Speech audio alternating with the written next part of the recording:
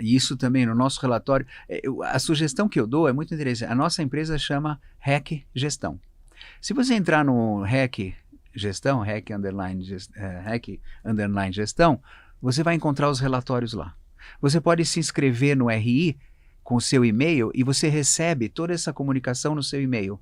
Qualquer coisa que acontece, fato relevante, mesmo que você não seja investidor, não precisa ser investidor, o fato relevante, os relatórios, tudo, né? E a minha sugestão, quer dizer, obviamente de qualquer outro gestor, mas no nosso caso está lá. Tem um relatório do CRI, o relatório de Lajes, o relatório do... Se você pega o relatório do CRI, você tem uma série de informações. Você tem a distribuição geográfica dos devedores. Você tem os percentuais de indexador. Então você tem, sei lá, hoje 60% IPCA, 30% CDI, 20% IGPM. Está lá escrito. Então você fala, eu gosto de IPCA. Não, eu prefiro IGPM, procura outro fundo, né? Então a informação está lá. E aí, uma informação muito importante num fundo de CRI é a diversificação de risco. Por quê? Porque quanto mais diversificado, menor o risco. O nosso fundo tem 2 bilhões de reais, tem 76 CRIs. Então tem uma grande diversificação. Outra coisa importante de olhar é o chamado loan to value. Loan to value é uma medida muito importante de avaliação de risco. O que significa? O loan to value é a divisão do valor do empréstimo, dos créditos, dos RI, pelo valor dos imóveis. Então, quanto menor o loan to value, mais seguro é aquele portfólio. Quanto maior o loan to value, então 70%, 80%, 90%, significa que a dívida está muito próxima do valor do imóvel. Se o devedor não paga, você pega o imóvel e às vezes você não recupera o seu crédito. Então, por exemplo, no nosso caso, o loan to value é 45%. Então é baixo na nossa visão. Né? Então, esse indexador de loan to value é muito importante.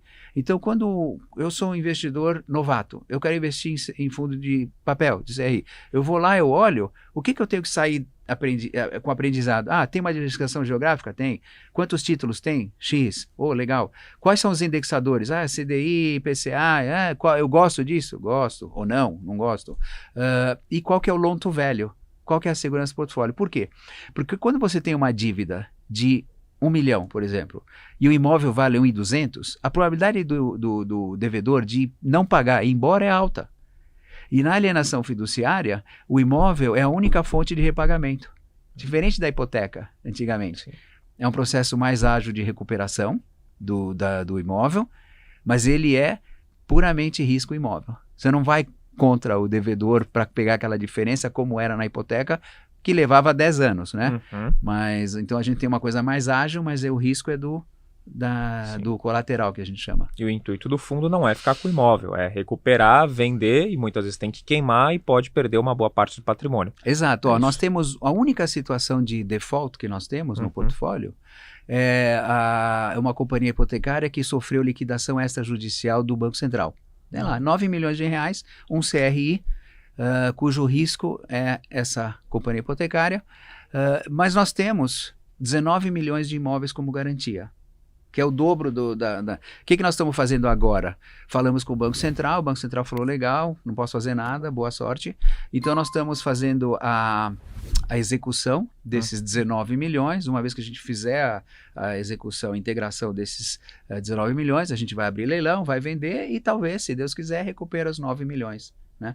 Probabilidade alta, não dá para garantir, mas é assim que funciona quando acontece um default, que graças a Deus é um só, e de valor pequeno comparado com o tamanho do fundo e com excesso de garantia. Então, sim. O ideal é não acontecer.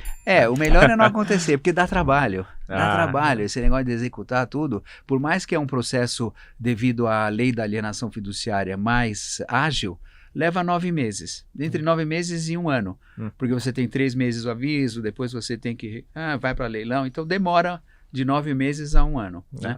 Nós, quer dizer, quando eu era o presidente, quando eu era sócio da Brasília, né, nós tínhamos uma companhia que era uma securitizadora, que emite esses títulos, né?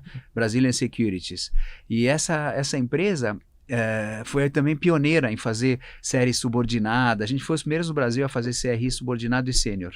no ano 2000, com o Banco Interamericano que nos ajudou, a gente pegou alguns modelos assim estatísticos e tal, mas os cartórios ainda não conheciam a lei de alienação fiduciária ainda, mesmo que ela foi criada em 94.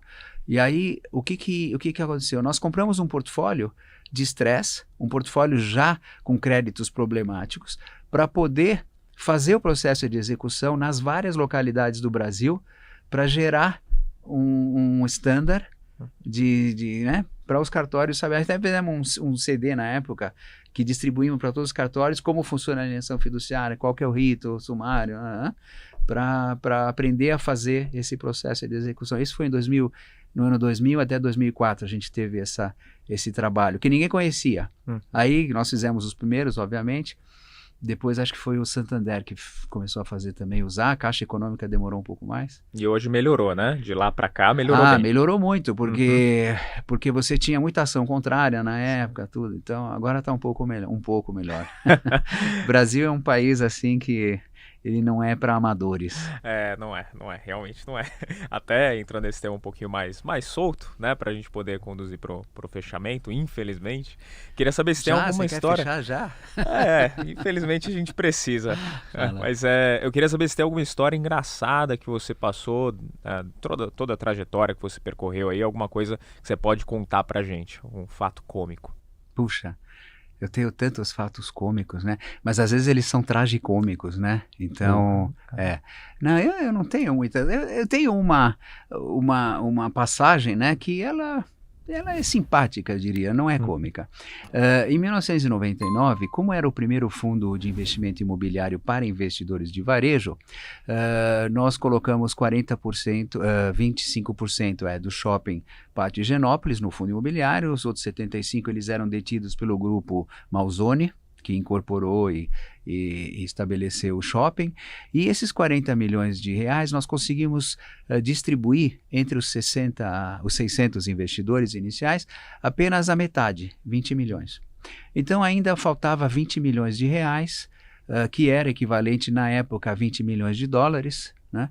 E que a gente tinha que vender, né, procurar investidores e não achava. Aí como a gente já tinha ido para os Estados Unidos, estudado os REITs e tal, a gente falou, bom, vamos fazer um cold call, né, como a gente chama, para o Chief Executive Officer de um grande REIT americano chamado Vornado, que é dono, inclusive, do prédio da Bolsa de Nova York, um fundo enorme, né?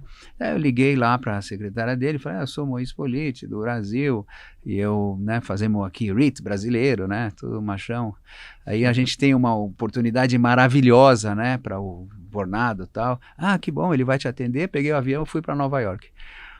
Aí cheguei lá, eu falei, olha, a gente tem um shopping center maravilhoso, moderno, numa região do Higienópolis e tal, e aí ele falou, puxa, interessante, vocês estão fazendo REIT no Brasil? Eu falei, sim, a gente está começando igual vocês aqui e tal. Ele falou, mas qual que é o investimento? Eu falei, olha, é 20 milhões de dólares, com a boca cheia, eu falei. Aí ele falou, puxa, que pena, por menos de 200 milhões de dólares de oportunidade, eu nem entro num avião. Né? Aí eu olhei assim, nossa, aí eu falei, olha, então daqui a alguns anos eu volto, né? Porque agora não vai dar.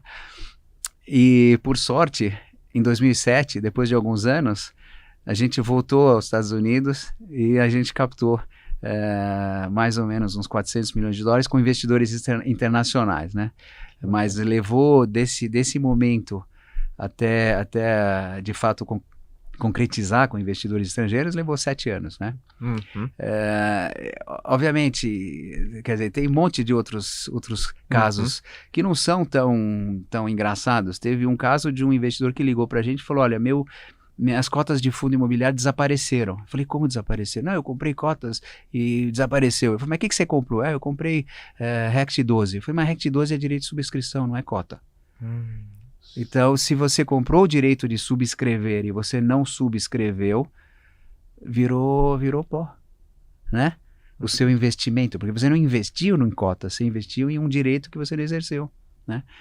Então, não é engraçado, é triste que aconteceu isso. Aí eu perguntei, mas você estudou o fundo? Tá? Eu falei, não, eu vi que na bolsa meu amigo falou, meu vizinho falou que era bom, eu vi que estava baratinho, né? Tava centavinhos, né? Achei mais barato. Precisa saber antes, né? Isso não é tão cômico, né? Não é engraçado, mas fica a lição, né? Para quem vai comprar. Mas eu tenho uma história atenção. pessoal engraçada. Eu trabalhava no banco Chase Manhattan Bank, eu era gerente de contas, era novo ainda, eu ganhava em moeda local, em reais, alguma coisa equivalente a $3.000 por mês na época, né? E aí eu fazia meu trabalho de gerente, então eu tinha as empresas, contratava, fazia empréstimos e tal. Aí um belo dia um amigo meu me liga, fala, e aí Moisés, o que você está fazendo? Eu falei, eu sou gerente do banco, eu faço empréstimo e tal. Ele falou, mas você não investe em mercados futuros, não investe em commodities? Eu falei, não, eu não invisto em nada, né? Eu só faço meu trabalho, ganho meu salário e gasto nos meus gastos pessoais. Ele falou, não, porque agora eu faço commodities, né? Eu falei, mas commodities, o que é isso? Não, commodities é assim, você investe um valor e você pode dobrar, pode triplicar o valor, né? Eu tinha 24 anos na época, 25 anos. Eu falei, nossa, que legal. Aí eu falei, tinha um sofá, eu recém-casado, tinha um sofá na loja em frente de casa, bonito. E eu custava $3.000, eu tinha 1.500 de poupança, né? Eu falo em dólares para ter uma noção, né, de valor.